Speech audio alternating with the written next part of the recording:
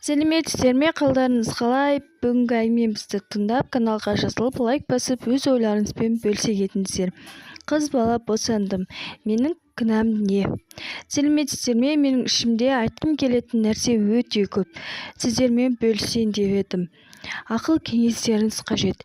Мен 18 жасында тұрмыс құрдым. 3 жыл жүріп үйлендік.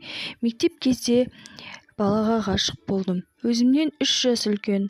Сонымен не керек? Қыз бен жігіт болып жүріп, артынша келін болып сол үйге түстім. Тұңғышымды дүниеге әкелдім. Содан бері үй іші өзгерді. Енем де, күйеуім де. Бұрынғыдай жаным күнім дейтін күйеуім жоқ. Ішіп алып ұратын әдеті шығарды. Себебі мен босанған қыз бала едім.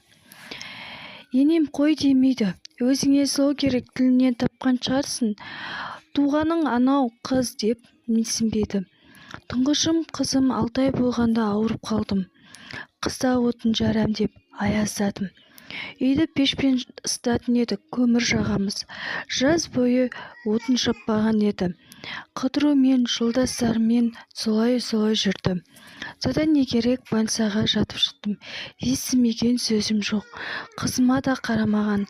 Өз қызыма өзім шешем алып кетіп қарадым. Не керек, қызым үйде аш отырғам. Тіпті енем де қарамаған. Ал күйеуім мүлде қызым деп те бір бетінен сүйген емес. Тіпті сол үйдің тегін құлы сияқты бәрі маған ат қояды. Жолдасы мамасының сөзін сөйлейді. Не жазығым бар мені? Қыз туғаным ба? Ол да адам баласы ғой. Қыз бере ме, ұл бере ме, ол бір құдайды ғой. Енді не істесем болады? Ажырасам жаман атқа қалам. Өлен десем қызым жетім қалады. Өз ақыл кеңестеріңізді айта кетсеңіздер.